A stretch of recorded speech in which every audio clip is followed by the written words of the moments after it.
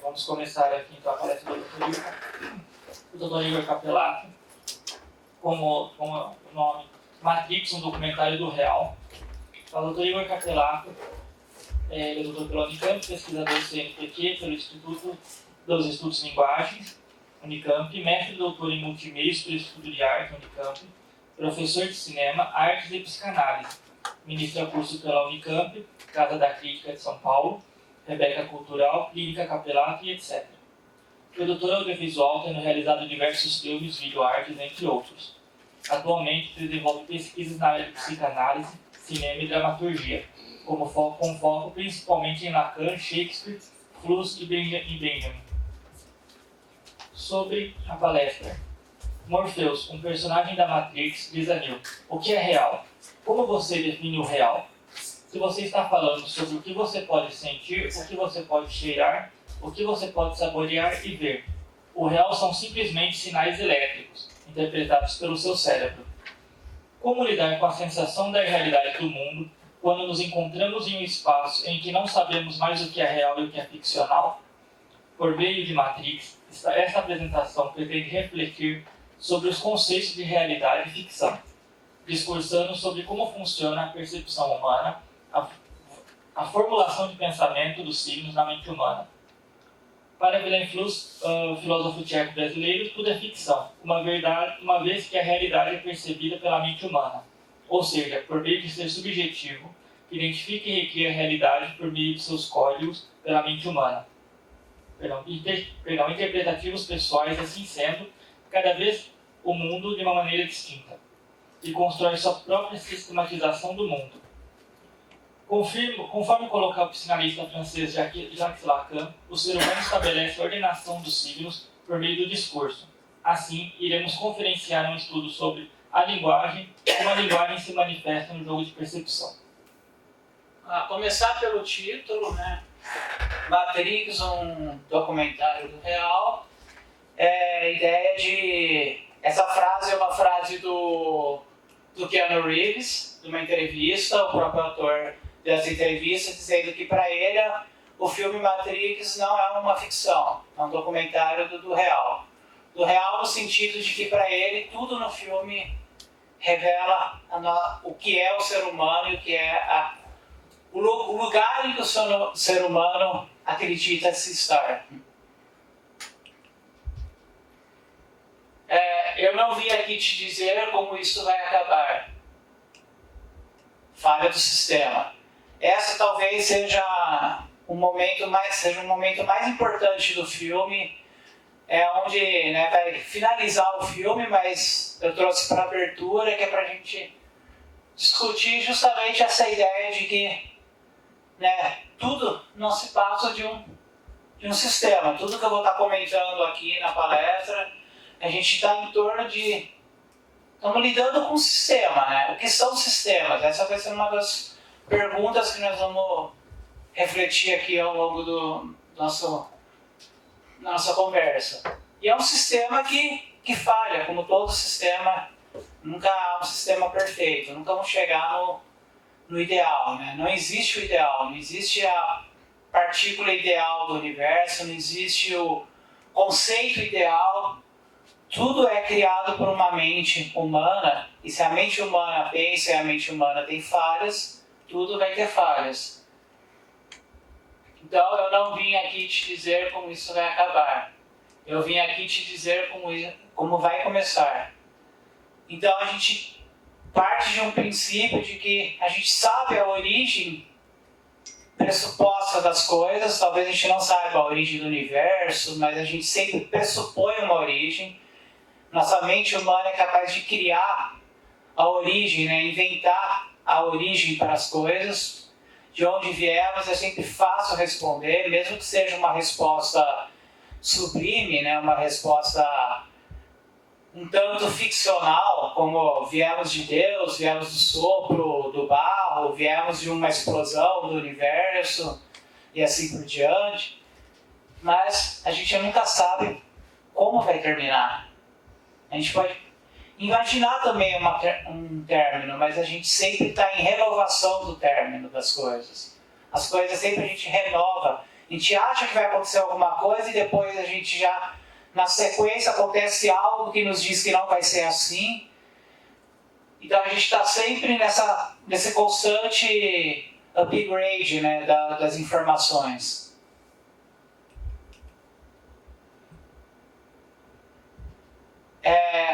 Uma cena importante do começo do filme e que se repete no segundo momento do filme, que é a conexão. Tudo que eu vou falar agora com vocês, a gente vai lidar com a questão da linguagem, da linguística, da psicanálise, mas sempre lembrando que para a gente dialogar o mundo fora da Matrix com o mundo dentro da Matrix é preciso fazer a conexão e é preciso uma linha segura. O que é a linha segura? Eu vou trazer uma representação, uma metáfora da linha segura como sendo a nossa própria linguagem, aquilo que nos sustenta entre o nosso imaginário e aquilo que nós percebemos como real. Então, cada pessoa tem a sua própria linha segura. A linha segura nunca é a mesma para mais de uma pessoa, né? Vai ser sempre uma linha muito subjetiva. Eu tenho a minha maneira de compreender o mundo real e dialogar com o meu mundo imaginário, com o meu mundo subjetivo, com o meu mundo simbólico. Cada pessoa tem a sua linha segura.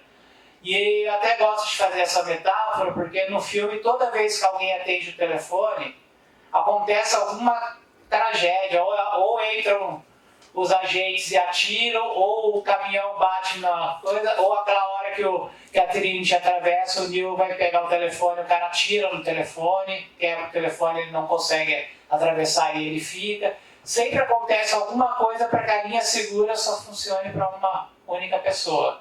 Tanto que em alguns momentos eles estão cada um está com um celular para atravessar e eles não estão sempre com o mesmo celular, né? Nunca é a mesma linha segura. Então é bem interessante observar isso, né? Como que tem essa metáfora, e a linha segura remete muito também à ideia de campo seguro que tem na psicanálise, que é o campo que duas pessoas constroem, né, para poder se comunicar, né? O paciente, o terapeuta, por exemplo, cria um campo seguro de comunicação que só funciona entre eles. É uma língua própria de discurso que o paciente fala, o terapeuta compreende, pode dar um retorno ao paciente, o paciente dá um novo retorno e assim por diante. É a relação da mãe com o bebê, né? Só a mãe que entende o bebê, a mãe cria um discurso com o bebê que ela compreende quando o bebê está chorando, se é dor, se é saudade, se é fome, se é medo, se é dor de barriga, se é dor de cabeça, se é frio, se é calor. A mãe sabe, porque ela compreende essa linguagem do bebê. É uma linguagem que funciona entre essas duas pessoas, uma linha segura de comunicação entre o mundo real, que seria a mãe, e o mundo simbólico, que é o bebê, né? Ele nasce no mundo simbólico, né? E tem uma situação interessante, né? A linha está grampeada, que essa linha segura, ela pode muitas vezes ser grampeada. Muitas vezes ela vai sofrer interferências de outras pessoas, né? Quando a gente está comunicando entre duas pessoas, a mãe e o bebê, o terapeuta, o paciente, o professor, o aluno, às vezes acontece de haver uma interferência terceira, né? Outra pessoa interferir nesse discurso. E muitas vezes compromete essa linha, ela deixa de ser segura, porque onde que está a sua confiança, né, de segurança ali, de paciente-terapeuta, por exemplo, na psicanálise, que eu confio no terapeuta que ele vai manter em sigilo o que eu estou na terapia, e de repente esse sigilo é rompido. O que acontece se o sigilo é rompido, né? O que acontece se a mãe e o bebê têm interferência do pai? Ou o pai e o filho e a mãe interfere na relação pai e filho? Sempre dá discussão, né? Sempre dá conflito. Por quê? Porque o ser humano não foi feito para relações em coletivo, foi feito para relações entre duas pessoas. Um signo dialoga com o outro. O lado A, dialoga com o lado B, mas a gente não dialoga vários lados ao mesmo tempo. Porque o discurso ele é sempre linear, né? É sempre um discurso de uma pessoa, quem está transmitindo a mensagem e quem está recebendo a mensagem. E depois tem o retorno. Quando se abre para múltiplas conversas, a mente humana não é capaz de aglomerar, tanto que nós não somos capazes de entender nossos sonhos. Nós precisamos fazer o que com os sonhos? Para a gente entender os nossos sonhos. Ordenar. A gente precisa chegar numa terapia, por exemplo, e contar o sonho. O sonho nunca foi daquela forma que a gente conta. Porque para a gente contar, a gente tem que colocar em forma linear, começo, meio e fim. E o sonho ele é todo desordenado. E a gente não entende. Você só começa a entender a hora que a gente cria uma ordenação, né? Então, né? Se tomar a pílula azul, a história acaba. E você acordará na sua cama acreditando no que quiser acreditar. O mais interessante aqui, pensando linguisticamente no discurso, é ele falar que a história acaba, né? Não é nem para onde ele vai, no que quiser acreditar, você pode acreditar no que quiser, mas isso não chega nem a ser o mais importante. O mais importante é pensar que ele fala que a história acaba, né? Porque a história, quem constrói a sua história é você mesmo. Nós construímos a nossa história, nós traçamos a nossa jornada do herói, né? Nós construímos nosso passado, nosso presente, nosso futuro. Nós temos essa capacidade de construir a própria história, né? Flusser coloca no livro dele, né, que ele vai falar sobre, quando ele vai falar sobre o passado, sobre história, ele fala que a história é mais pessoal do que o próprio ser. E aqui ele já está dizendo, né, o que a pílula azul faz, né? Ela acaba com a nossa história. A nossa história vai passar a pertencer a outro, ao sistema. Mas se tomar a pílula vermelha, ficará no País das Maravilhas e eu te mostrarei até onde vai a toca do coelho. Outra coisa importante também. De um lado, se ele toma a pílula azul, ele é controlado por um sistema. Mas se ele escolhe a pílula vermelha, que vai deixar ele no país dos absurdos, País das Maravilhas, que é onde ele vai ter que lidar com o absurdo, mas ele vai ter alguém que vai guiar ele. Então ele não vai ser livre de jeito nenhum. Porque eu te mostrarei até onde vai a toca do coelho. Ele não vai descobrir nada por ele não vai ter a liberdade de construir a própria história. A própria história dele também vai morrer aqui. A história dele também morre porque alguém vai construir a história dele. E a gente tem um Sr. Anderson que se torna o Neo porque ele é escolhido pelo Morpheus. A Oráculo mesmo diz, e depois da Trinity vai falar também, e aí o discurso vai ser em torno de que ele não é o escolhido. A Oráculo fala para ele, né? Você não é o escolhido. Mas o Morpheus acredita que é, então o Morpheus vai mudar a história dele. Quem escreve a história do Neo é o Morpheus. Quando o Neo se liberta, que o Morpheus fala, agora ele consegue compreender a Matrix, agora ele entende o que é, né? Então agora que é aquele momento em que a Trinity atravessa e ele não atravessa, e depois ele toma os tiros, que o Morpheus fala, agora ele vai conseguir enfrentar, porque ele consegue começar a desviar das balas e tudo mais. Na verdade, ele conseguiu foi escrever a própria história. Ele subverteu o que Morpheus fez com todo mundo até então. Ele foi o primeiro cara que conseguiu confrontar Morpheus. E a gente colocando Morpheus como o salvador da pátria, nossa, é o cara que vai guiar o Neo para salvar tudo, mas ele estava aprisionando o Neo, né?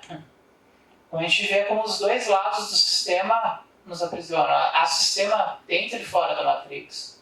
Para a Matrix existir, tem que ter um sistema fora da Matrix que controlam as pessoas que entram na Matrix, que entram e saem.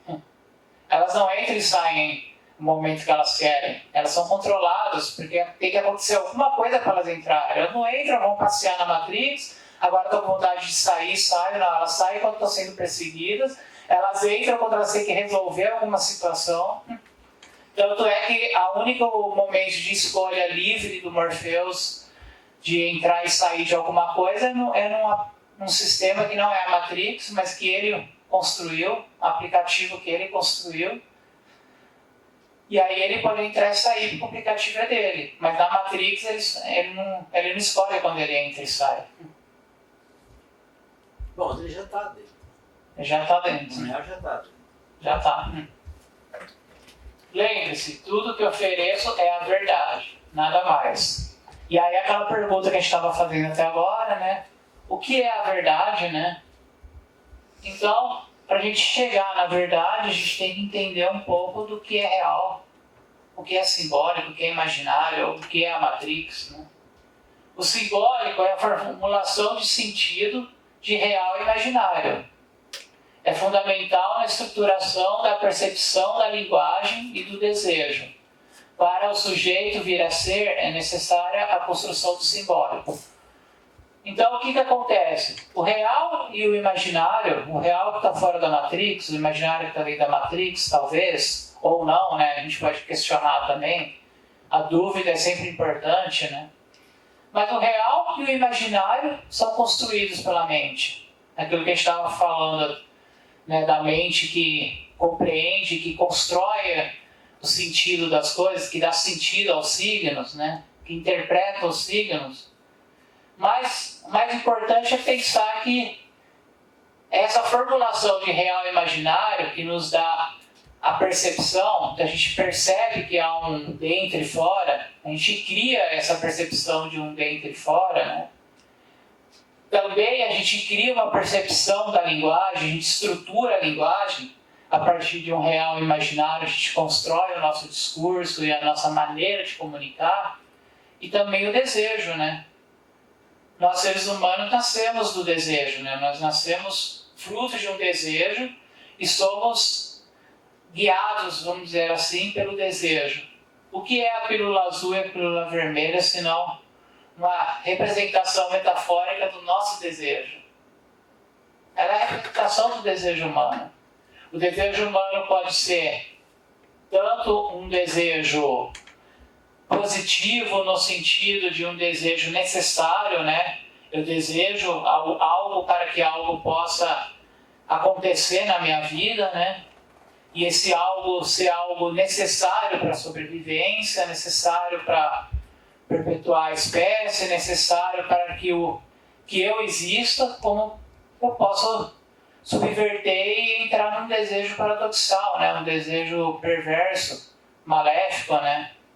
A maneira de que eu domino outras pessoas ou eu controlo o outro para poder realizar o meu desejo.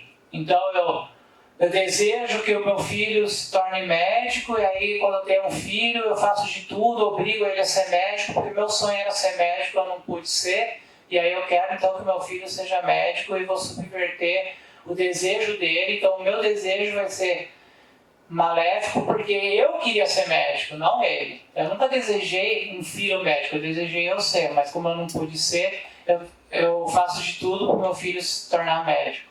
E o desejo paradoxal aparece na Matrix aí, né, com a pílula azul e pílula vermelha. Você pode escolher entre o seu desejo de sobrevivência e o seu desejo paradoxal, né, o seu desejo de subverter tudo e viver na fantasia, né?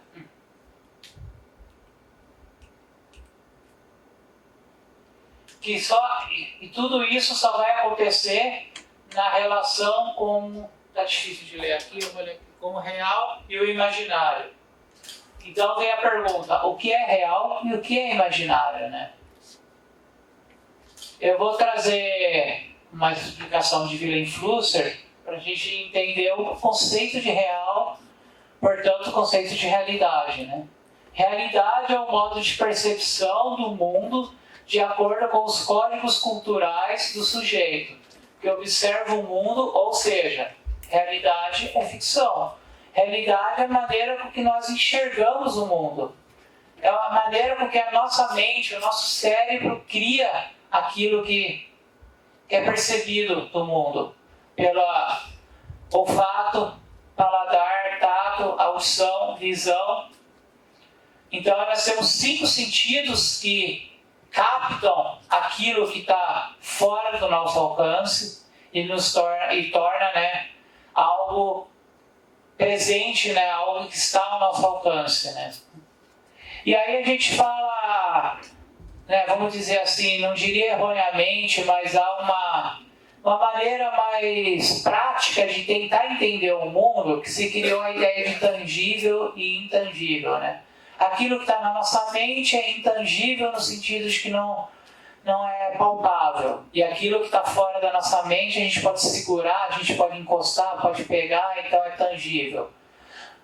Porém, a Flusser vai subverter esse sentido e a psicanálise com Jacques Lacan vai também subverter esse sentido e vai nos mostrar que não, que a nossa mente é tangível, na verdade. Na nossa mente a gente está dentro de nós, nos pertence. E o que está fora de nós a gente pode segurar, pode pegar, pode cheirar, pode lamber, pode comer, pode fazer o que for, mas não nos pertence. É algo que a gente não é capaz de dar conta do todo.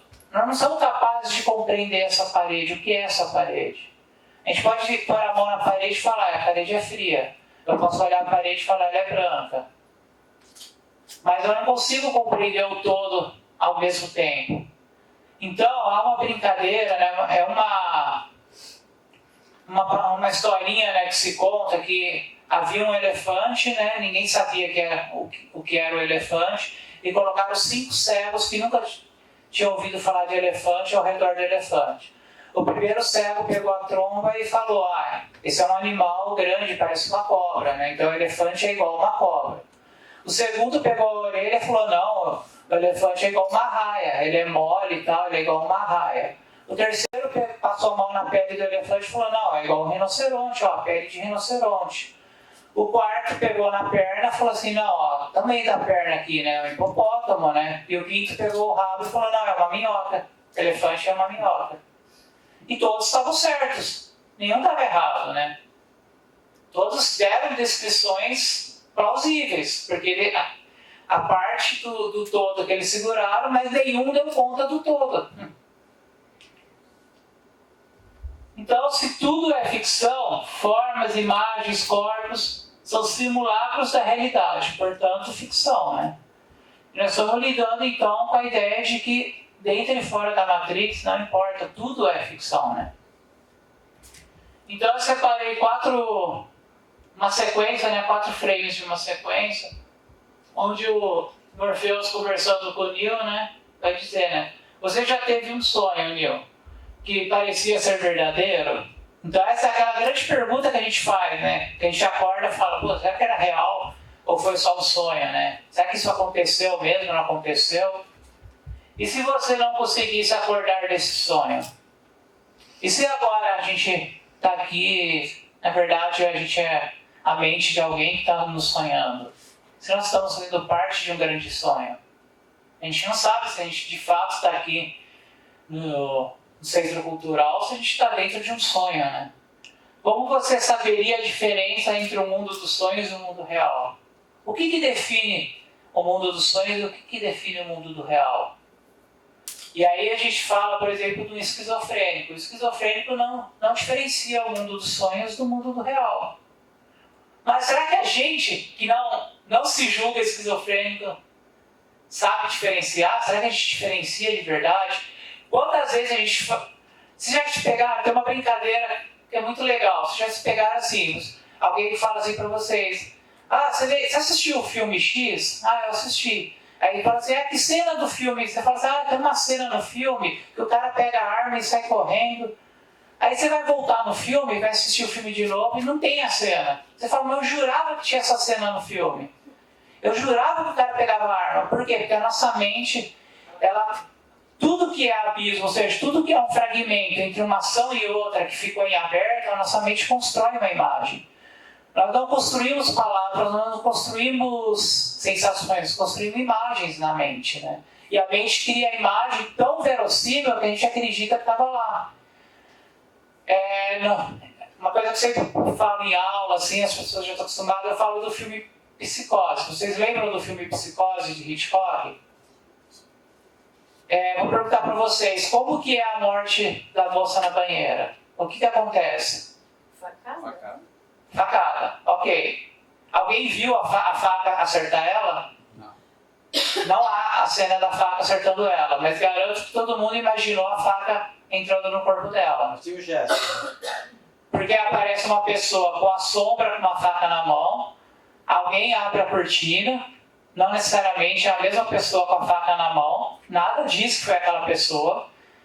Aí a mulher olha para cima, a água está caindo do chuveiro, ela dá um grito e aparece um sangue escorrendo no ralo. Não aparece a faca?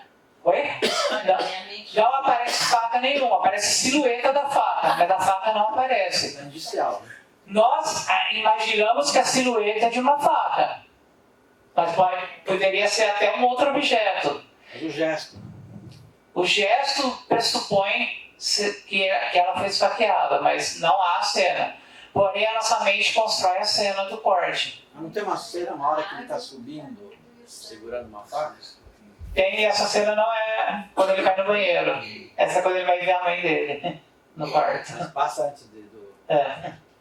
E é interessante, por exemplo, o filme do... Já viram o filme Tubarão do Spielberg? Jaws. O primeiro Tubarão do Spielberg. O tubarão ele aparece em 45 segundos de filme. Só. A figura tubarão só aparece em 45 segundos do filme. O filme original tem 2 horas e 50 minutos. Mas ele aparece em 45 segundos. Muito pouco. Ele é simulado por uma câmera que aproxima das pessoas e a musiquinha fazendo tu, aproximando, e aí você acha que é o tubarão, né? Você pressupõe que é o olhar do tubarão atacando as pessoas. E o tubarão só aparece na primeira cena, que ele aparece de relance, e no final, quando os caras estão caçando ele, que leva 30 segundos de cena. Esse é o único momento do tubarão, mas a gente assiste o filme e sai do cinema achando que todos os ataques que a gente viu ali, a gente viu o tubarão. Porque a musiquinha e a sensação nos fez criar uma imagem. Então, como a gente com as sensações e os gestos nos fazem criar imagens, como que a gente diferencia o que é sonho do que não é sonho? Se a gente não sabe se aquilo que a gente está achando que é real, entre aspas ali, real, não foi criado também pela mente? Quantas vezes você lembra do passado, você fala assim, nossa, eu lembro do dia que minha avó fez bolinho de chuva. Aí você vai lá falar com a sua mãe, mãe, você lembra quando a avó fazia bolinho de chuva? Aí a mãe vira e fala, não, a avó nunca cozinhou. Ela nunca fez bolinho de chuva, ela não sabia cozinhar, ela não fazia bolinho de chuva. E você lembra da avó fazendo. Porque a nossa mente cria falsas memórias afetivas. As memórias afetivas são criadas, a gente vai juntando aqueles fragmentos do nosso passado e a gente vai inventando uma história do nosso passado. Por isso que eu falei, nós inventamos a nossa própria história.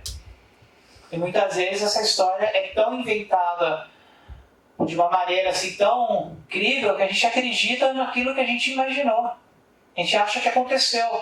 Porque quando a gente é criança, a gente não diferencia o simbólico do real. Então a gente não sabe se aquilo foi uma imaginação nossa ou se aconteceu de verdade.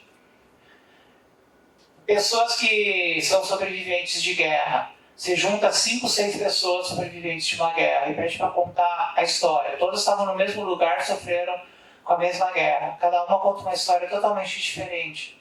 O trauma faz as pessoas criarem imagens totalmente distintas do mesmo fato. E aí a gente cria situações diferentes e cada um conta uma história completamente distinta.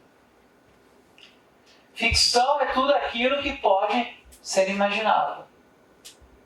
Segundo Lacan, toda experiência é do sujeito. Realiza-se uma ação, signos são codificados e transformados em reais. E complementam-se as ações como tentativa de alcançar uma resposta ao sublime. Aí, uma sequência bem importante para o filme, né? Ali nós temos o Morpheus brincando de terapeuta, de psicanalista, né? O Morpheus, por isso que eu coloquei, vou voltar aqui. Aqui pra frente, peraí. Só retomar aqui.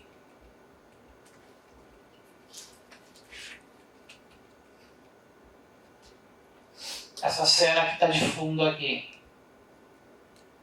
Eu jogo Morpheus como uma representação do psicanalista, né? Morpheus, ele tem esse papel também que eu falei do controlador, mas ao mesmo tempo ele tem um papel ali de... Ó o divanzinho ali, né? Ó o divã ali. Ele mandou o Neil sentar no divã para conversar com ele. Ele entra numa sala, a hora que abre a porta ele vai conhecer o Morpheus pela primeira vez, que ele entra nessa sala aqui. Não sei se alguém prestou atenção, mas tem as obras completas de Freud e o livro vermelho de Jung estão na prateleira. Ali? Tá na prateleira da cena. Toda a cena do Matrix tem uma referência a uma literatura, né? No começo tem o livro dos simulacros, né? Que ele guarda, né? Os arquivos dele. Então toda hora tem uma referência. E aqui ele tem uma referência à psicanálise ali, né? Ele bota o Morpheus ali de terapeuta, o Morpheus está te esperando ali. Né? Ele vai contar pra ele, vai tipo, nós vamos descobrir a sua verdade. O que o terapeuta faz com o paciente, né? Vai descobrir a verdade do paciente, né? Lidar com as angústias. O Neil estava angustiado ali, porque ele tinha uma percepção de algo que ele não sabia o que era, né?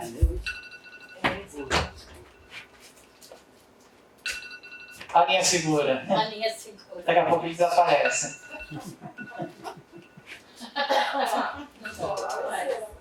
Então, voltando lá, a pergunta que ele faz, né? O que é real? Como você define o real? Essas perguntas ele faz com o Neil, mas na verdade ele faz para nós que estamos assistindo o filme, né? Essas perguntas são feitas para o espectador. Se está falando do que consegue sentir, do que pode cheirar, provar e ver, então real são simplesmente sinais elétricos interpretados pelo cérebro. Aí ó, o cérebro, aí ó, a mente.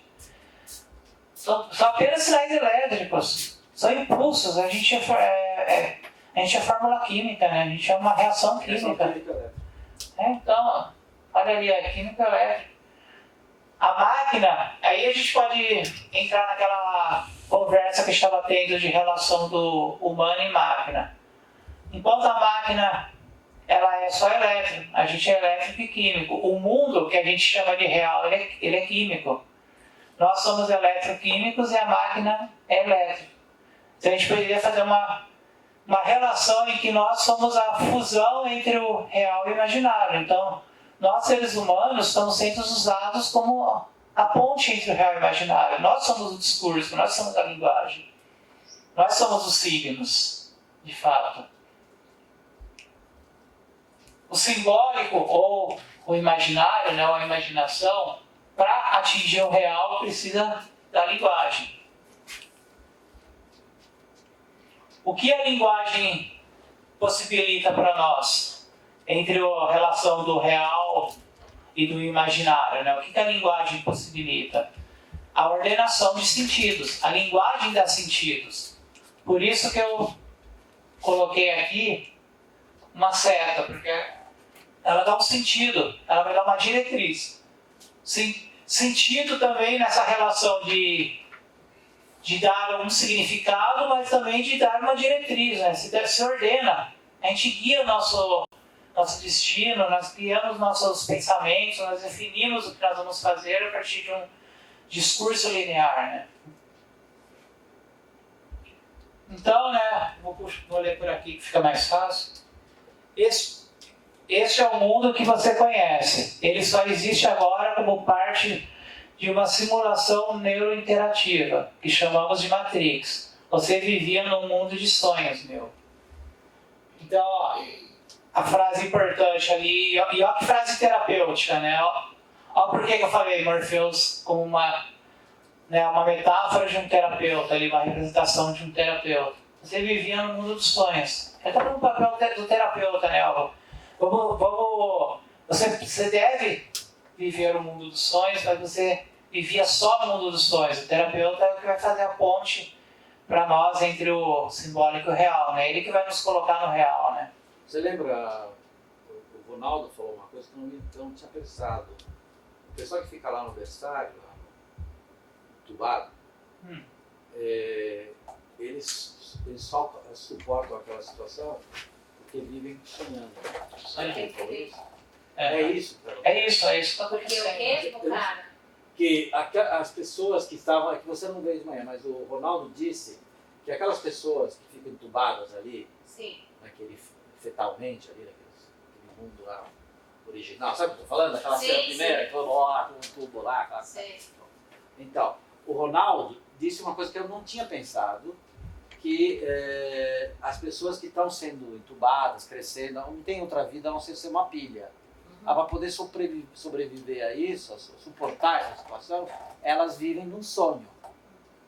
E aí me pergunta, aquele sonho é o sonho que o pessoal sonha, aquela multidão de gente, eles que vivem lá, esse que é o buraco do... Né? É isso mesmo?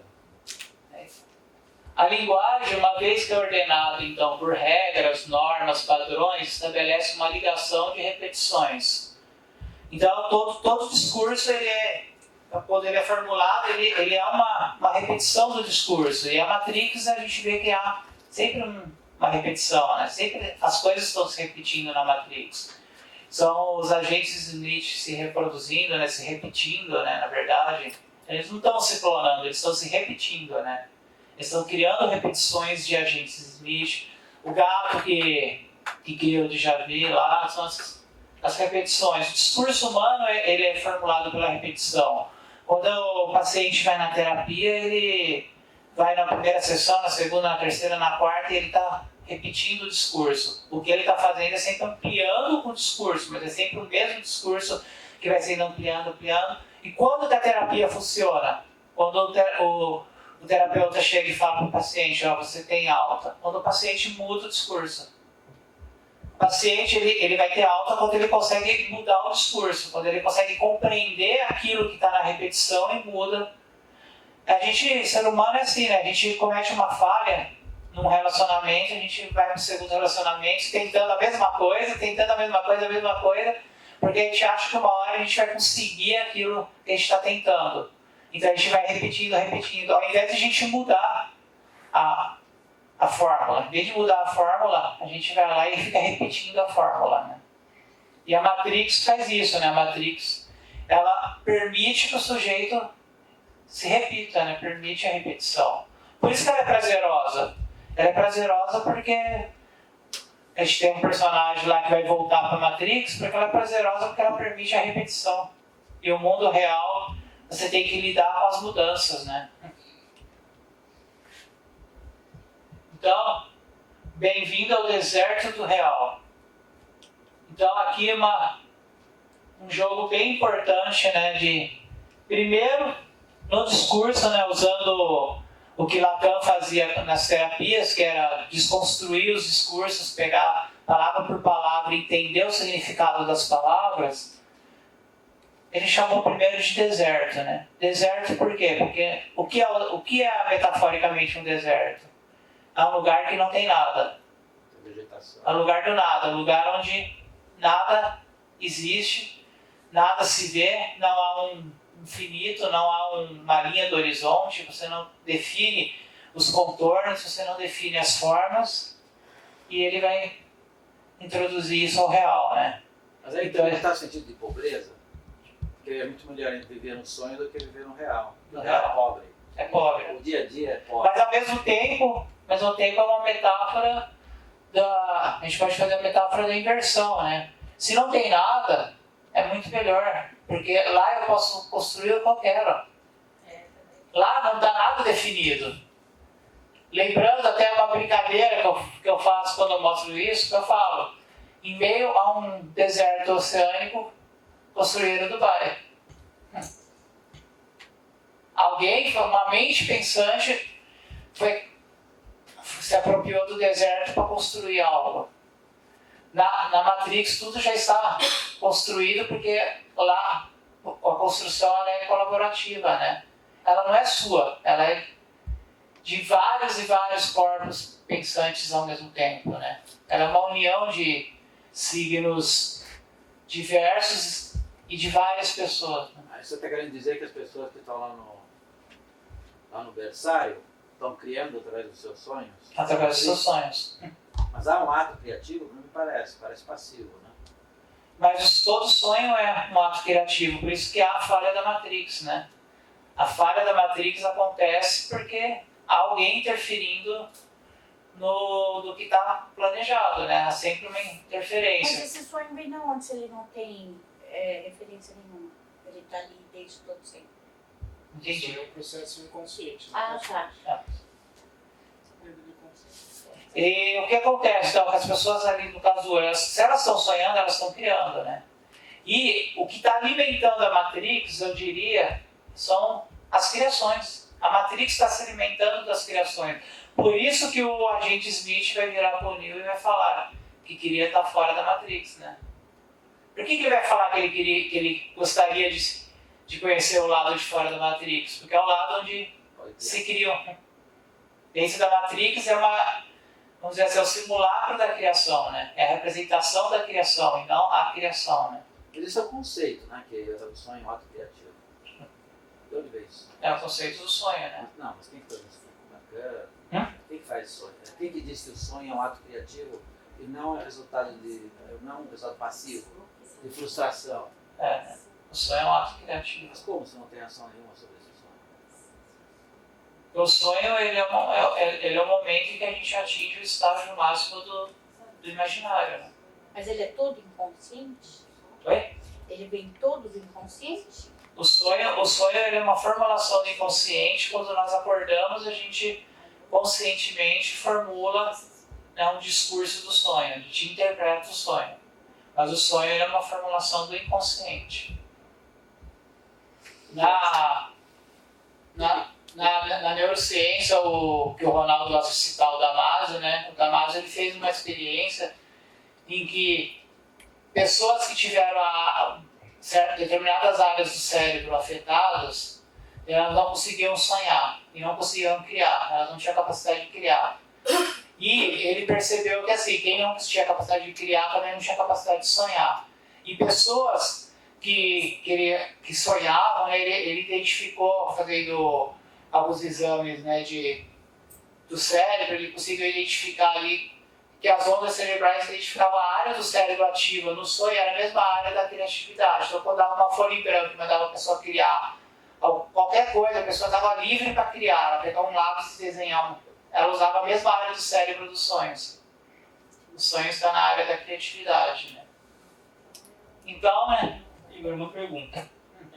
O sonho, né, ele é uma formulação do ser humano, aquela coisa toda. Mas robôs sonham com ovelhas elétricas? Eu vou chegar lá. Foi bom você ter antecipado, dando um spoilerzinho aí, mas eu vou chegar lá. Tava tudo ensaiado. Tá tudo ensaiado. Transmissão de pensamento aqui. Ó aqui, ó. Botei o Morpheus falando aí, né? Imaginário é a Matrix, o real é Zion, né? Que ele vai dizer, né? Mas o próprio Morpheus, né? Só que não, é Matrix é real, né? O próprio Morpheus sabe que a Matrix é real. Ele sabe, tanto que ele acredita nas coisas que ele acredita lá, ele acredita no que vai acontecer na Matrix, ele confia na oráculo. Como que ele vai confiar no oráculo se não é real? Ele confia no oráculo, né? Ele nos mostra isso, né? Que tudo é real à medida de que toda a ficção ela é interpretada pela nossa mente e nós tornamos elas críveis, né? Nós escolhemos o que queremos acreditar. Se bem que eu acho que é uma fraude, né, o oráculo. Porque ele não... Mas a gente pode acreditar na fraude como a gente acredita na Tudo fake que news. ela falou não acontece. Então para que ela serve, entendeu? Para criar um estado de tensão a respeito do que poderia acontecer. Então, ó, o que aconteceu quando o Morpheus acabou de falar para ele, né, do deserto do real e tal. Na hora ele desperta dizendo, né, eu não acredito. Ele despertou, ele saiu ali daquela sessão de terapia dizendo que não acredita.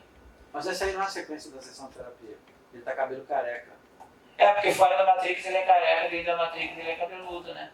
Não, mas aqui na sequência ele é careca porque veio lá de baixo. É lá de baixo. quando ele encontra lá, é porque ele é o Neo que tá falando com ele agora, no cabelo, é o Neo da Matrix. Da Matrix. Tá dormindo. Justamente. E o que daí é o que... O que daí tá fora, porque ele desperta depois que o Morpheus mostra pra ele o real, né? Ele desperta e ele fala que não acredita. Você usou Que essa é a hora foto. que ele vomita, tudo. Tá, mas você usou essa foto no lugar errado. Oi? Você fez de propósito isso. Não, essa foto veio depois quando ele desperta, que ele vomita, esse é o momento Sim, que mas ele isso vomita. passa lá na nave. Na nave. Ali da poltrona... Não, mas é quando ele sai quando ele desperta da poltrona. Ele tá na simulação da poltrona e ele desperta vomitando e falando que não acredita. Essa já é a sequência pós-poltrona. É a sequência. Então eu trouxe as 4 fórmulas que a gente trabalha para a construção, né, de tudo que é signo na nossa vida. Os gestos, o pensamento. A psicanálise vai lidar com 4 momentos ali da formulação. Primeiro, a gente trabalha com uma formulação de pensamento. A gente formula um pensamento. A gente vai, por exemplo, para uma sessão de terapia com um pensamento formulado, uma ideia, né?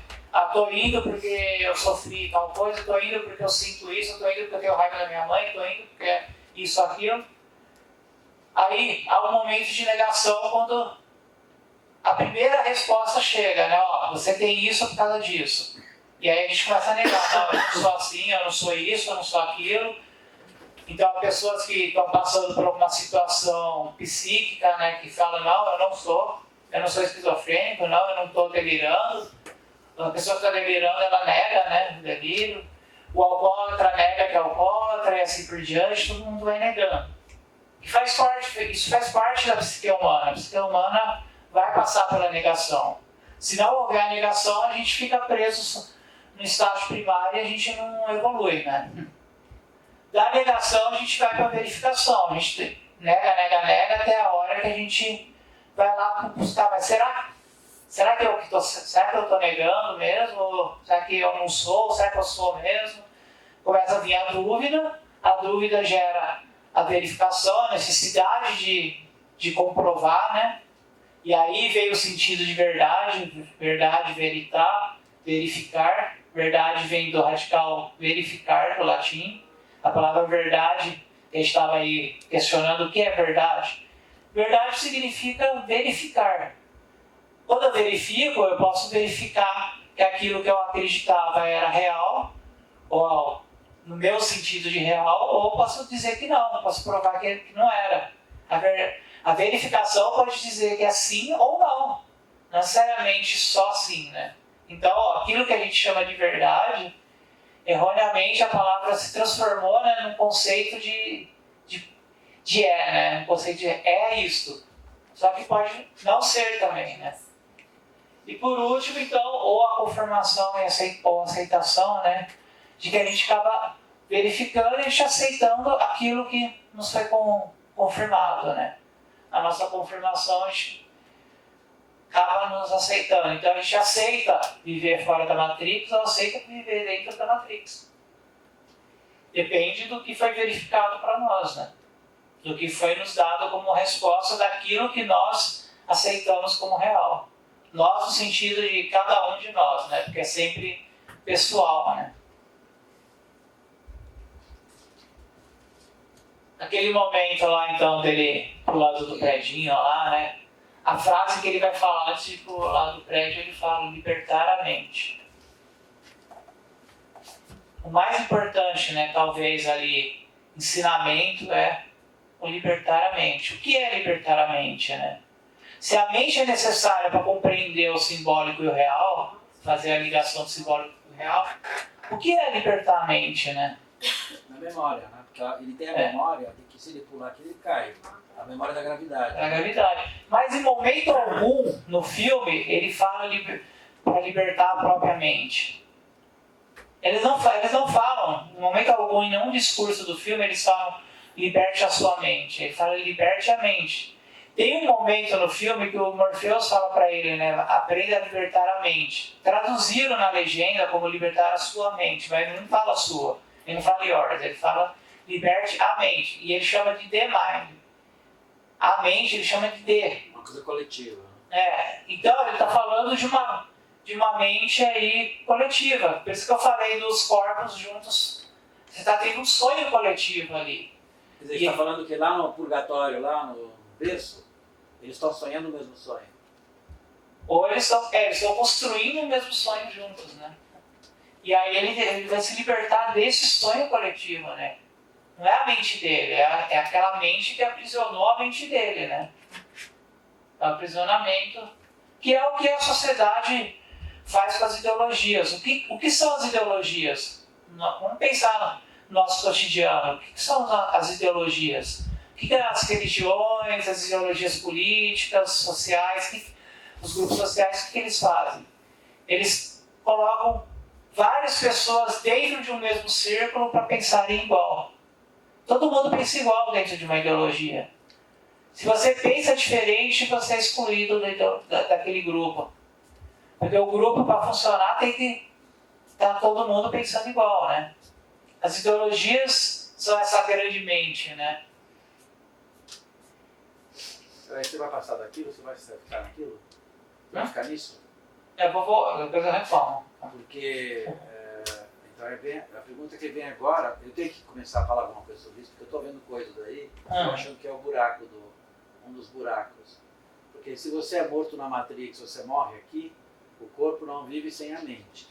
Então, mas eles não estão lá com o corpo matérico vivo, não está lá no berçário?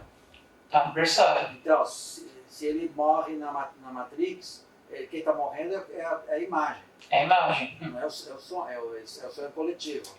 É a Então, mente. por que a resposta seria não, o corpo continua vendo que você não está aqui. No sonho você não morre. Se você morre no sonho, você não morre no corpo. Não morre no corpo. Mas o que está dizendo? Justamente por isso que O o corpo não vive sem a mente, mas a mente vive sem o corpo. Mas ao mesmo tempo, o que é o corpo? Ele falou que não vive sem a mente, mas ele não falou que ele está falando da grande mente, né? Os corpos estão conectados à mente.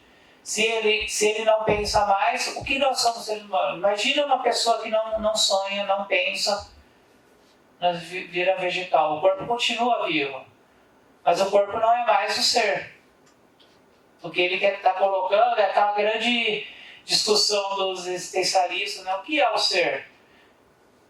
O que é um corpo sem mente? É o ser? Essa é a grande questão. O corpo sem mente é o sujeito? É a pessoa? Né? Essa é a grande questão. Né? Aí é dúbio, né? É dúbio. Porque ele está dizendo assim, o corpo não vive sem a mente. Você está falando de um corpo, de uma pessoa que está, sei lá, sofreu um trauma, e ele está lá só com o corpo. Ou isso é a metáfora toda. Eu fico confuso nessa situação, porque não fica claro. Eu só comecei a entender a possibilidade de não ser um buraco quando o Ronaldo falou, quando eles estão sonhando, para poder aguentar. Ele concluiu isso, porque em nenhum momento se fala sobre isso. Não fala, isso é uma conclusão dele. Você tinha concluído isso também? Não, eu cheguei na ideia de que, porque todo ser humano, que é necessário viver o simbólico e o real. Quem vive só o real, não vive, né? Sobrevive. No sentido de que a pessoa não pensa, ela se torna máquina, né? Nós nos tornamos máquina a partir do momento que nós somos privados do pensamento. Então, eu vejo isso aqui como uma ideia de que o corpo sem a mente se torna máquina. Pura máquina, né? O corpo humano é uma máquina, né? Sem a mente ele é uma máquina. A mente é o que diferencia a máquina humana da máquina robótica, né? Então, o que é real, né? É um construto da mente, né? O imaginário, mais o simbólico, mais a interpretação dos sentidos. Olfato, paladar, tato, audição, visão, ou em outros sentidos aí, que agora já tem gente falando em 7, 8 sentidos.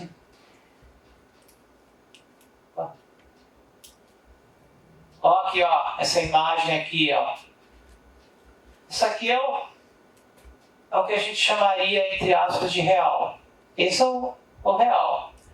Mas, Se eu jogo uma luz desse lado, eu vou ter um quadrado. Se eu jogo uma luz desse lado, eu vou ter um círculo. Então olha como que a percepção ela pode gerar sentidos distintos do real. Uma pessoa que está desse lado viu o real de uma maneira, a pessoa que está desse lado viu o real de outra. E ninguém vai ver o real como um todo. Então essa é a ideia dessa construção, né? De um mundo ali que... Né? O que é o real? Por que a gente supostamente começa a achar que o que está fora da Matrix é real? Por que o Morpheus vai dar a entender do que o que está fora da Matrix é real? Por que será, né? Que a gente acha que aquilo que está fora do imaginário é real, né? Se para existir aquilo tudo que está lá fora, também teve que imaginar. Se aquilo também é interpretado, né? Então dá até para fazer uma analogia do contrário até, né? Dizer que as máquinas estão controlando o que está fora da Matrix, na verdade. O que está dentro da Matrix é um mundo e eles estão construindo um mundo fora para fazer as pessoas acreditarem que a Matrix está dominando, né? Até isso é possível de se colocar como reflexão, né? Então o real, ele na verdade é algo que depende do seu ponto de vista e pode ser manipulado. Sim, porque o real é subjetivo, né? O real ele é uma construção também da nossa percepção, né? Nossa percepção daquilo que está fora do nosso alcance, a gente constrói uma ideia de real, né? A Matrix é um sistema, Neil. Esse sistema é nosso inimigo. Mas quando estamos dentro dele, o que vemos, né? Então ele vai colocar 3 questões no mesmo discurso. Olha como que as camadas vão aparecendo, né? Olha como que é muito amplo, né? Primeiro ele vai falar que a Matrix é um sistema. Vai nos colocar dentro de um... O que são sistemas se não ideologias? Ideologia e sistema são sinônimos, né? A diferença é que o sistema ele tem uma padronização de códigos que precisam, de certa forma, serem programados e as ideologias, esses códigos, eles são interpretados por uma mente que vai dominar ou vai transmitir a outras mentes. E o sistema você pode burlar, né? De certa forma você pode burlar o sistema. A ideologia, ou você entra ou você sai, né? E o sistema você pode modificá-lo quando você consegue construir aquilo que o Morpheus falou para o Neo. Agora ele conseguiu ali compreender, né? Ele conseguiu perceber, né? Ele consegue agora subverter o que está a Matrix, né? Esse sistema é nosso inimigo. Aí por isso que eu falei, será que o Morpheus ele é um cara gente boa mesmo? Ele já chegou falando pro Neo, seu sistema é nosso inimigo. Não deixou nem o Neo perceber se o Neo não for. O Cyberx não era inimigo. O Cyberx, o sistema não era inimigo, ele voltou para comer o bife. Para ele era um espaço de conforto, era um espaço seguro para ele. A linha segura dele era uma linha reversa, né? Ele voltou para dentro da Matrix. Então ele já meio que predeterminou que são aquelas grandes mentes que criam os supostos heróis, né? Toda história de herói a gente sempre vê aquela grande mente. Não sei se vocês lembram do Super-Homem, né? Com o Christopher Reeve. Que ele vai lá, bota o cristalzinho lá e aparece a imagem do pai dele lá. Então apareceu o pai dele lá falando para ele tudo que ele tinha que ouvir para ele se tornar o Super-Homem. Todas as histórias de heróis, a gente pega o Luke Skywalker, o Obi-Wan Kenobi fala para ele que você é o herói, você que vai salvar o mundo, o universo, a galáxia aqui, você tem que fazer isso, tem que fazer isso. O cara define tudo para ele, fulano é inimigo, ciclano é inimigo. Dá tudo pronto, mastigado para ele do que ele tem que pensar. Ele não pensa por ele, ele vai seguir o que um mentor passou para ele, né? Mas quando estamos dentro dele, né, dentro do sistema, o que vemos? E aí vem uma pergunta que subverte o que ele acabou de falar também, né? Porque o que a gente vê? A gente vê o que a gente quer, a gente vê o que o outro quer que a gente veja. Nós estamos com um olhar externo ao sistema ou estamos com um olhar de dentro do sistema? Dentro da Matrix, eles são todos e não são ninguém. Então, aí, ó, um jogo, né? A origem das ideias humanas, as percepções sensoriais do mundo externo. Começa ali, né? Eles são todos e não são ninguém. Então, a gente pode compreender que eles não são ninguém no sentido de que o vazio, né? Eu acho que está em relação ao sujeito. Ao sujeito, mas essa frase, sabe? Os outros que eu não conheço. Eles são todos e não são ninguém. Sabe onde está essa frase? No Ser e o Nada do Sartre. No livro Ser e o Nada do Sartre tem essa frase: eles são todos e não são ninguém. Ele fala da humanidade. Aqui ele fala da humanidade, são todos e não são ninguém. São todos ao ser e não são ninguém ao nada. E aí é aquilo que eu estava falando do desejo paradoxal, né? Então, olha o desejo paradoxal aparecendo aí, né? Homens de negócios, professores, advogados, marceneiros, as mesmas pessoas que queremos salvar. Mas até conseguirmos, essas pessoas fazem parte desse sistema e isso faz delas nossos inimigos. Tudo que a gente tenta ser, a gente constrói nossa vida para ser e ao mesmo tempo a gente se torna parte de um sistema, né? A gente procura uma individualidade, mas a individualidade ela é um código do sistema, já está pré-programada. E talvez aqui, eu coloquei um espelhamento da Matrix porque o nosso mundo é assim, né? O que nós somos? Né? Somos pessoas de negócios, somos médicos, professores, estudantes universitários, mestres, doutores, pesquisadores de fake news. Somos pessoas aqui que estamos vivendo num sistema, né? E em busca do sistema, custa do sistema, né? Se não tivesse o sistema, nós não seríamos nada disso. Mas não E tem dá para ter... É só para tirar aquela dúvida, mas não tem que haver essa desconstrução para esse entendimento? Por entendimento tem que haver desconstrução, né? Tá. E aí é onde eu coloco o oráculo. Eu coloco o oráculo nesse meio aqui. Porque o oráculo, ela não diz nem sim nem não. O que ela fala já estava para acontecer, então ela não previu nada, porque vai acontecer, mas ao mesmo tempo não acontece. Ela fica entre um sim e não, né? Ela fica jogando. Ela é uma fraude. Eu não diria que ela é uma fraude, eu diria que ela é a representação do cérebro humano.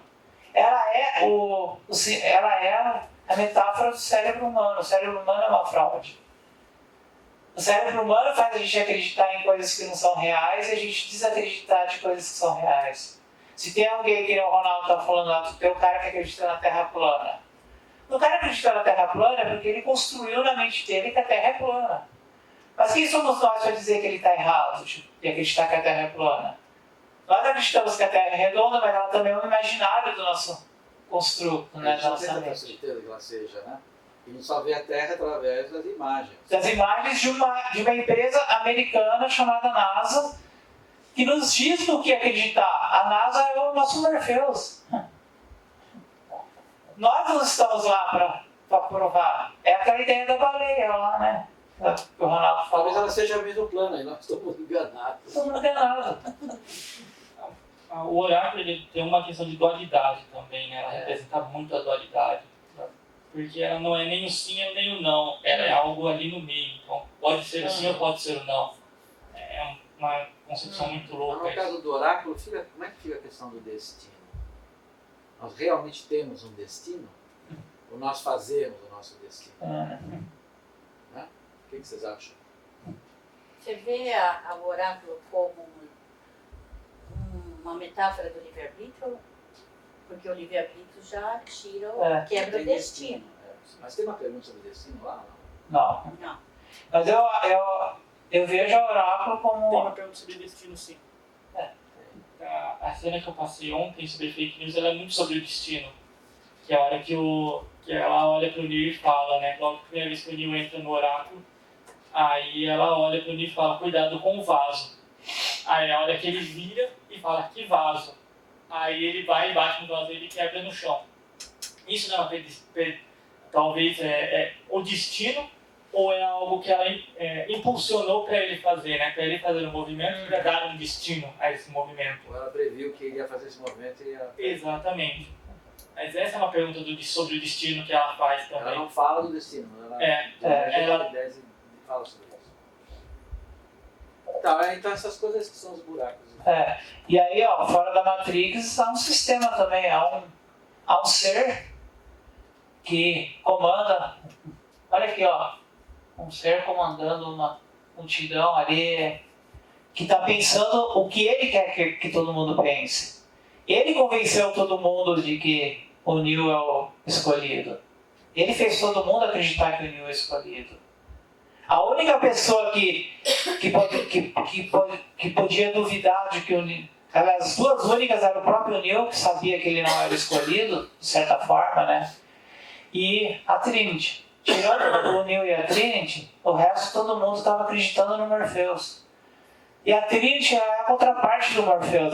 Ela precisa acreditar e ao mesmo tempo não acreditar no Morpheus. Porque ela precisa contestar o Morpheus. Alguém precisa contestar ele para ele poder existir. Porque nós seres humanos, se a gente vive mergulhado, aprofundado dentro de uma crença única, a gente entra numa imersão de delírio, né?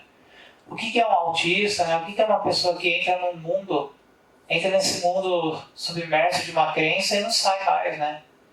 Ele precisa da âncora que vai tirar ele do simbólico e botar no real. Ela é a âncora, né? Porque ela sabe o que é. Coisas que contestam ele, ela não demonstra a priori porque ela precisa tirar o Neo da Matrix, né? Aí o desejo paradoxal, né? A ignorância maravilhosa. Sei que este bife não existe. A Matrix diz ao meu cérebro que ele é suculento e delicioso. É um desejo paradoxal ou é uma conformação? Vou me conformar, né? Já que é assim, então vai ser assim mesmo. Tá melhor do que do outro lado, vai ser assim mesmo e pronto, né? E o que somos nós, seres humanos? Essa é a grande pergunta do Matrix, né? A pergunta não é o que é a Matrix, mas é o que somos nós, seres humanos. Está além do que é a Matrix, né? A gente não quer saber, não importa o que é a Matrix. A gente estava perguntando o que é a Matrix. Eu responderia o seguinte: a minha formulação do que é a Matrix ela é qualquer coisa para qualquer pessoa. Então é o que cada um quer acreditar que ela seja. A Matrix é o que cada um de nós acredita que ela é. Ela vai ser uma resposta individual para cada pessoa. Mas a mais importante é perguntar o que somos nós, seres humanos. Somos filhos do desejo de alguém que nos desejou ou permitiu que nascêssemos. Somos criados numa cultura que multiplica nos desejos. Bons desejos, maus desejos.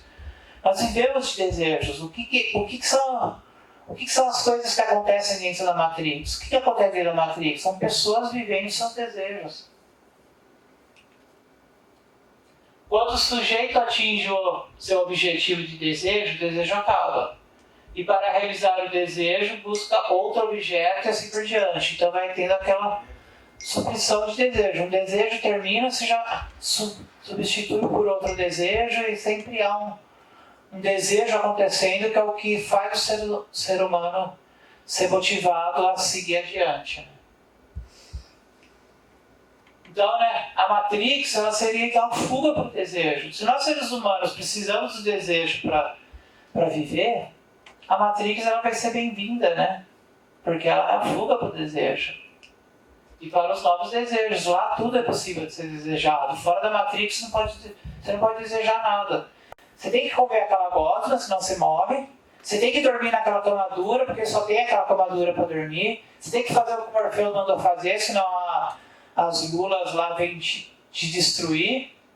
Você tem que fazer. Você já tem tudo programadinho. Não é meia dúzia de coisas que você tem para fazer, mais nada do que aquilo. E é só aquilo que você pode fazer. Na Matrix não, você pode realizar todos os seus desejos. É permitido desejar. Fora da Matrix não é permitido desejar. Como é que ele pensou em querer ser o Morfeu? A hora o desejo, né? Ele falou, queria ser você. Ele vai falar pro Cypress lá, né? O Reagan, ele vai falar pro Reagan, né? Aqui dentro da Matrix você pode desejar o que você quer. E aí ele fala que quer sair da Matrix porque ele viu que era a hora que ele fala assim, eu estou cansado de desejar. E ele pede para sair da Matrix. Fala isso? Ele fala, estou cansado de desejar e gostaria de estar do outro lado. E não quer lembrar de nada. Essa é a frase que ele usa, estou cansado de desejar. Não me lembro disso.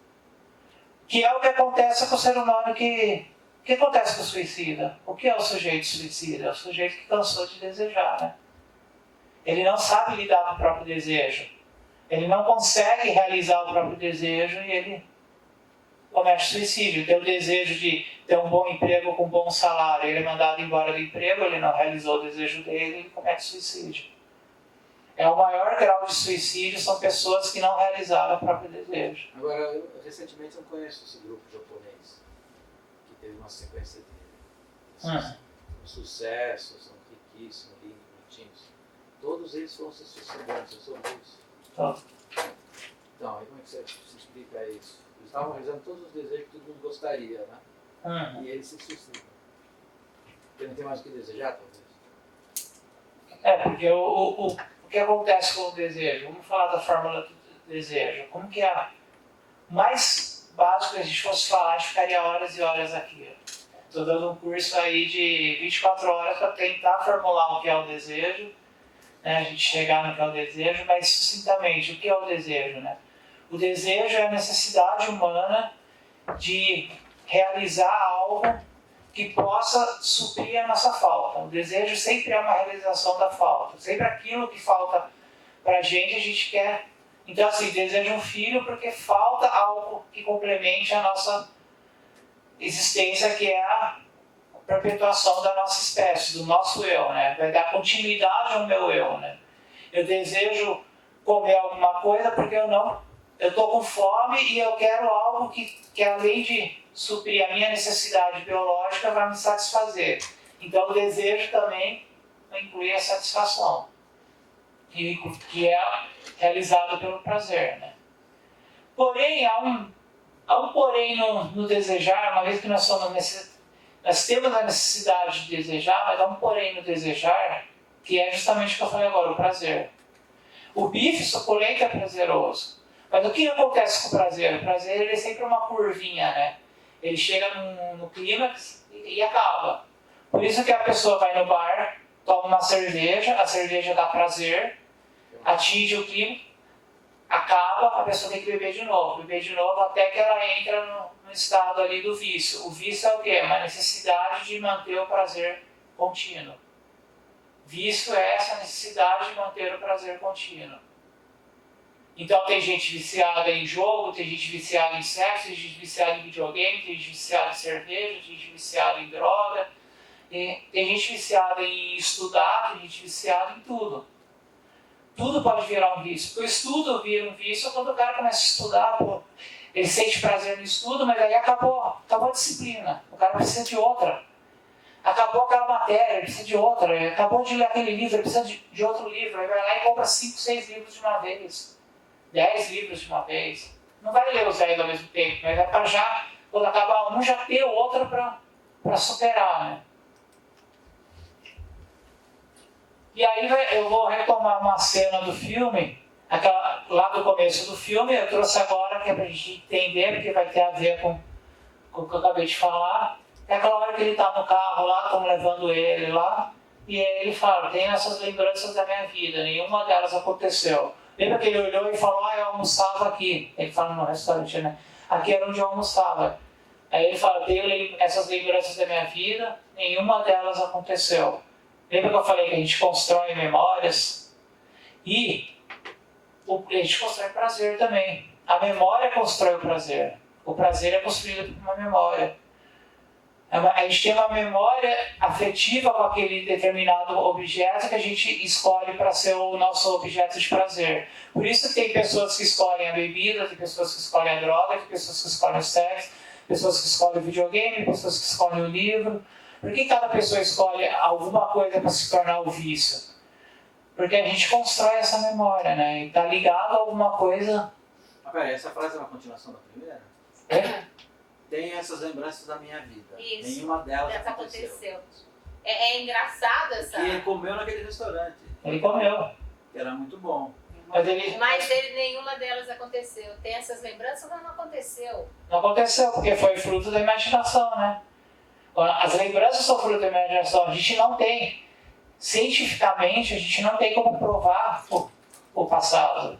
O que aconteceu, o que não aconteceu. Não, mas peraí, ele acabou de sair da Matrix, ele foi desbugado. Então ele é o pós. Foi sonho, né? Ele comer pode ter sido um sonho. Não aconteceu de fato, né? É um sonho. Como que ele vai provar se foi sonho? Lembra da pergunta? Como diferenciar o sonho do real? O sonho do fora do sonho? Como que ele vai saber se... Então ele fala que não aconteceu no sentido de que ele não sabe se viveu ou não viveu. Pode ter sido fruto da imaginação dele. Ele fica sabendo nesse estado que ele, quando ele estava lá dentro, ele plugado, ele estava sonhando. Ele está com consciência disso. Mas alguém disse para ele que o eu dele verdadeiro é o que está fora da Matrix, carequinha, peladinho, plugado no... Que é agora. Naquele scan. Agora ele está... Mas alguém falou isso para ele também. Alguém acha que aquilo lá é o real e que isso aqui é o imaginário. E alguém falou isso para ele. Mas cientificamente não foi provado. Em momento algum, Morpheus prova para ele que o que está fora é real e o que está dentro é imaginário. Ele só diz para ele. Mas o Morpheus, sim. Lembra que ele fala da sensação? Ele fala daquela sensação que no começo do filme, que o Neo tem uma sensação de que algo não está certo. Mas essa sensação é o Neo. Ele fala que o Neo está tendo a sensação, ele não fala que o Sr. Anderson está tendo a sensação. Então, o Neo está tendo a sensação é o careca lá de fora. O Neo é o careca lá fora. Não é o Sr. Anderson que teve uma sensação. Quem teve foi o Neo que está lá fora. Algo não está certo, então a sensação pode dar a entender. Agora ele está com o cabelo comprido, já passou pelo careca. Porque aí é dentro da Matrix. Está dentro da Matrix. Cabelo comprido é dentro da Matrix, careca é fora da Matrix. Não, tem um momento que ele fica um tempão lá na nave. Uhum. Mas eles sempre estão mal vestidos, maltrapilhos, tipo, É. aquele sofrimento Aquela todo cena da que ele tá indo realidade. pra orar. Olha aqui, ó. No outro momento do filme que eu recortei, eu te disse que só posso te mostrar a porta, você tem que atravessá-la. Que é a pura psicanálise, né? Sim. O psicanalista faz isso, né? Ele te mostra as opções, mas você tem que enfrentar, você tem que atravessar. E que vai ter a ver com esse jogo aqui. Ele vai ter que atravessar para o mundo do sonho. O terapeuta, lembra que antigamente era permitido se fazer hipnose nas terapias, né? Freud fez muita terapia de hipnose. A hipnose era o quê? Era abrir a porta do sonho, das lembranças, mas quem tinha que atravessar era a própria pessoa, né? Não era o terapeuta que atravessava. E é o que vai acontecer aqui, ele vai ter que atravessar. E quando ele atravessa, o que ele descobre? Que a colher não existe. O que é a colher não existe? Mas a colher está ali. Ela está ali, ele está vendo, mas ela não existe. Ela só existe lá dentro da porta, lá dentro do campo do imaginário. Está dentro do inconsciente dele, do campo do imaginário dele, do campo simbólico dele e não do campo do real. Mas tem uma frase aqui muito importante. Então você verá que não é a colher que entorta, é você mesmo. É lidar com a ideia de que todos os signos são metáforas, né? Tudo que ele está vendo ali são metáforas, né? É como se a Matrix fosse mesmo o cérebro dele próprio. É como se, na verdade, ele entrar na Matrix, ele não entra num computador, ele entra na mente dele, ele faz uma sessão de hipnose. Praticamente isso, ele faz uma regressão ali para dentro da mente dele, para confrontar os próprios pensamentos. Aquilo que eu estava falando da repetição, né? Eu trouxe um conceito aqui, que é o conceito de acting out da psicanálise, que vem de atuar-se, né? Act is out, né? Colocar para fora, atuar para fora. O paciente não recorda coisa alguma do que esqueceu e reprimiu. Vocês já viram pessoas que sofreram traumas, sofreram alguma situação. Todo mundo aqui já passou por situações assim próprias, onde a pessoa ela abstrai o que aconteceu, ela não consegue falar do que aconteceu, ela não lembra do que aconteceu, sofre acidente de carro, mesmo que a pessoa esteja acordada, ela não lembra do acidente, é como se ela tivesse apagado naquele instante. Isso acontece com todo choque, né? Tudo na psicanálise a gente chama de choque, tudo que é trauma, tudo que é traumático gera um choque. Mas expressa-se pela atuação, ou seja, a gente consegue, os sintomas, os resultantes daquele trauma vão mostrando o que aconteceu. A pessoa vai fazer situações que ela não percebe muitas vezes que está fazendo, mas ela está demonstrando aquele trauma que ela sofreu. A gente começa a interpretar os gestos, as palavras que a pessoa está falando, a gente consegue compreender o que aconteceu, que a pessoa não compreende, mas a gente compreende, né? Consegue de fora fazer uma interpretação, que é o que o terapeuta faz, é o que Lício da Silveira fazia e muitos hoje fazem com a arte-terapia. Na arte a pessoa começa a expressar aquilo que está reprimido, né? Reproduz não como uma lembrança, mas como uma ação. Só que é uma ação que é sempre repetida. Vocês já viram arte-terapia? Já viram pacientes que fizeram arte-terapia? Fazem sempre a mesma coisinha? Fica repetindo, é o mesmo desenho, é o mesmo tipo de roupinha que faz, quem faz figurino, que nem fazia o paciente lá da Lício da Silveira, né? O Bispo do Rosário, fazia aquelas roupas assim, sempre no mesmo padrão. A pessoa sempre pinta o mesmo elemento, ela sempre vai montar, fazer artesanato, faz sempre a mesma caixinha, com o mesmo padrãozinho. E essa repetição, também na psicanálise, a gente consegue estudar que ela gera uma sensação de déjà vu. Porque como a gente vai criando esse padrão repetitivo, a nossa memória também vai criando um padrão de repetição da memória. Então a gente tem uma sensação de que aquilo já aconteceu, porque mesmo que o ato seja, que a gente chama de inaugural, que é a primeira vez, está acontecendo pela primeira vez aquilo, mas a gente tem uma sensação que já aconteceu, porque tudo na nossa mente é fluído pela ideia da repetição, né? Tudo é sempre fluído por uma ideia de repetição. Então ele fala, né? Eu pus aqui o comecinho daquele discurso, né? Peraí que eu bati. O comecinho daquele discurso que ele fala, eu comi ali. Mas por que eu pus aqui na repetição, na sensação de... Porque ele fala, eu comi ali. Pode ser que ele quantas vezes ele comia lá, né? Se ele comia, ele não foi uma vez comer. Se ele tivesse ido uma vez, ele poderia falar, eu vim uma vez aqui. Não. Eu comia, era um padrão repetitivo dele. E aí esse padrão repetitivo é uma representação de algum trauma dele, de alguma situação do passado, ou ele de fato ia lá comer, né? Então começam a gerar essas... Então, né, eu já vi, né, a memória afetiva, a imaginação e percepção, que é o gatinho, né, que se repete ali, né?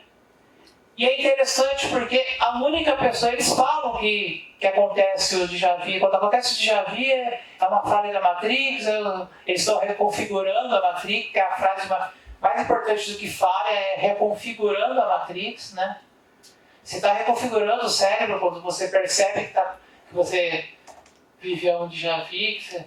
Opa! Aqui, né, ó. Quando acontece uma repetição e o paciente percebe a repetição, o terapeuta consegue lidar com o paciente, tirar ele daquele processo repetitivo e recuperar o passado dele, fazer uma reinterpretação, a ressignificação, né, a desconstrução, que a Mônica falou ali, tem que desconstruir, o terapeuta desconstrói para que o paciente dê um novo sentido àquilo que aconteceu no passado, aquele trauma. Então tem até um exemplo que eu uso em aula, que aconteceu com uma paciente do Lacan. Lacan atendia uma paciente que ela apareceu lá na terapia para ele, lá falando que ela tinha um trauma, que 5 horas da manhã, todo dia 5 horas da manhã, ela acordava assustada e ela muito traumatizada e ela chorava muito. Porque ela era de família de judeus e durante isso no período da Segunda Guerra, pouco depois até, e o período dos nazistas mandavam os soldados da Gestapo 5 horas da manhã entrar na casa e apontar arma para todos os judeus e não se sabia se quem ia ser levado para a câmara de gás, quem ia ser morto lá na hora ou o que ia acontecer. Então sempre 5 horas da manhã ela era acordada com os soldados apontando arma. O Lacan desconstruiu o conceito de Gestapo, pegou o radical do Gestapo e transformou em gesto, que vem do mesmo radical, e levantou da poltrona dele, da cadeira dele, foi até ela, fez um carinho no rosto dela, fez um gesto afetivo, e ela conseguiu lidar com o que tinha acontecido no trauma dela, conseguiu falar sobre o passado dela, mais precisamente, e reconfigurou, né, estava fazendo uma reconstrução, deu um novo sentido à história dela, e aí ela conseguiu se recuperar daquele trauma, então ela conseguia dormir e não acordava mais 5 horas da manhã assustada. E é interessante porque a única pessoa na Matrix que vê o déjà vu é o Neo, né? Ele é o único que vê. Ninguém viu o gato, em momento algum eles falam que alguém já viu o déjà vu. E por que isso? E aí eu falo, será que a Matrix não é uma história sobre um sujeito fazendo terapia e acessando suas próprias memórias e agora entendendo que ele está tendo uma crise de repetições e lidando com as repetições, porque a partir de então ele começa a aprender como lidar com a Matrix, né? Confrontar o alter ego.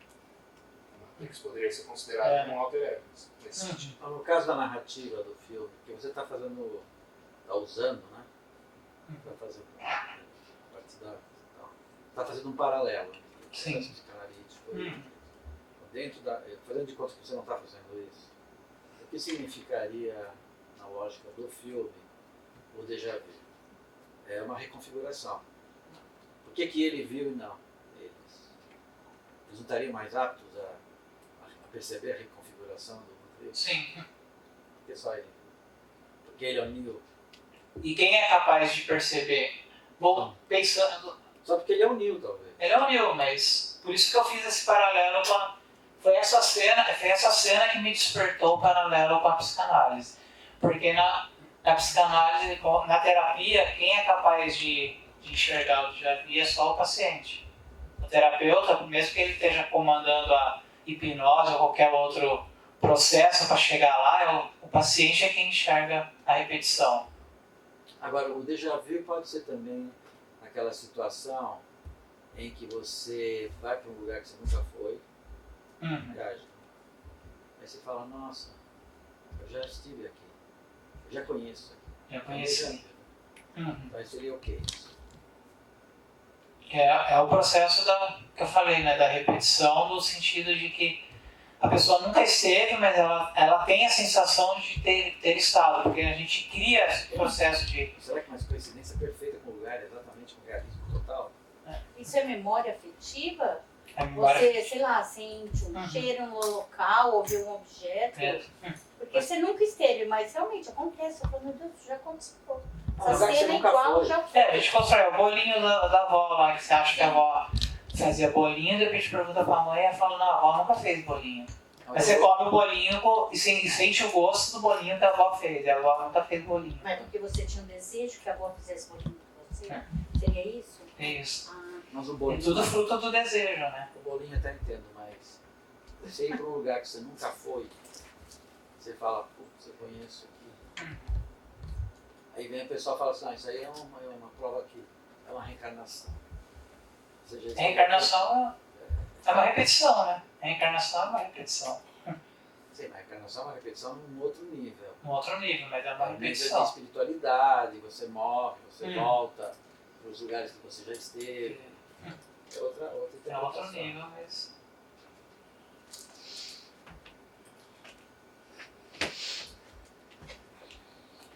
Nada, foi só um déjà vu. Um déjà vu geralmente é uma falha na Matrix quando eles mudam algo. A falha da Matrix nem é tão importante quanto a ideia de que eles mudam algo, né?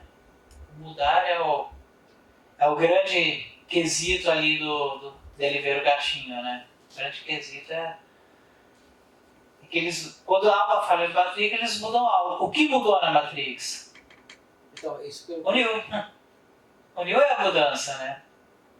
O Neo foi, vamos dizer assim, o verdadeiro vírus. O Neo é o verdadeiro vírus na Ali é Matrix. uma anomalia. Né? Ele é o vírus. Não são os agentes Smith. Os agentes Smith estão ali e está tudo funcionando perfeitamente. Eles só começam a se multiplicar e criar uma situação como se fosse um antivírus para tirar aquele vírus que está na Matrix, que é o Neo, né? O Neo é o vírus da Matrix. Se a gente for pensar que é ele que interfere na Matrix, né? É ele que está mudando a Matrix. Mas aí a falha não deixa de ser importante, porque a falha não seria a quebra, a desconstrução de um programa que já A tem. desconstrução. Então é importante. É importante. É por isso que é interessante, né? Porque o sistema falha. Ele, no momento algum, ele fala, e ele chama a Matrix de sistema, no momento algum ele fala que o programa falhou, a computação falhou, alguém falhou, não, ele fala que o sistema falha, né? Eu vejo essa questão fazendo meio um paralelo, mas a questão que você falou da terapia, que é quando o paciente começa a identificar a repetição e tudo mais, mas aquela coisa, saber que quando ele tiver algumas respostas, vão vir novas perguntas. Então o sistema muda. O sistema muda. Não adianta ele achar que resolveu. Porque aí o alter ego muda, o super ego muda e ele vai para uma outra realidade. Uma outra realidade, O justamente. sistema muda e ele vai ter que batalhar aquilo novamente. Que é o que acontece na cena do espelho. Quando ele olha no espelho, o espelho está fragmentado e ele não vê o rosto dele. Ele vê meio o rosto deformado. Quando ele vê o rosto dele, o espelho suga ele e entra no corpo dele, né? Que é essa ideia do espelhamento, né? Que ele se vê como uma pessoa e agora com as novas perguntas ele vai ver outra pessoa que vão surgindo novas perguntas, né?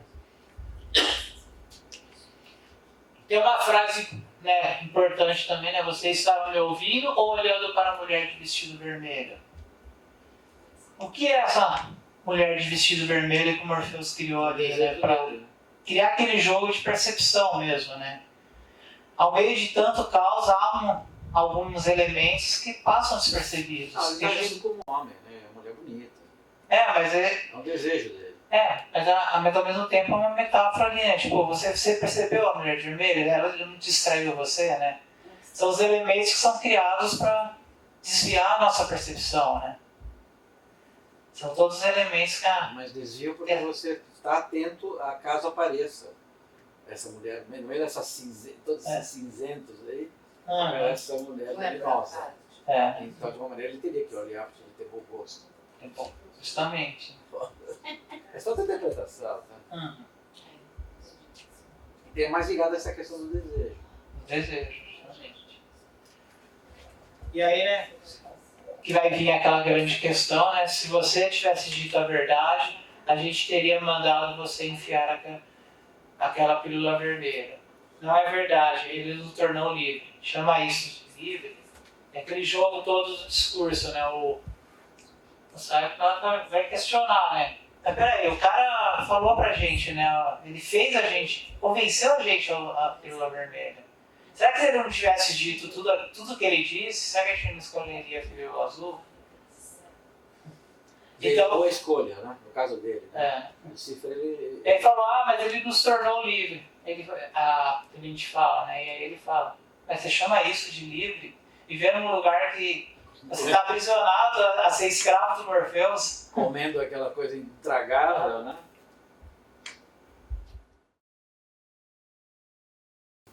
Bom, é isso. Obrigado, gente.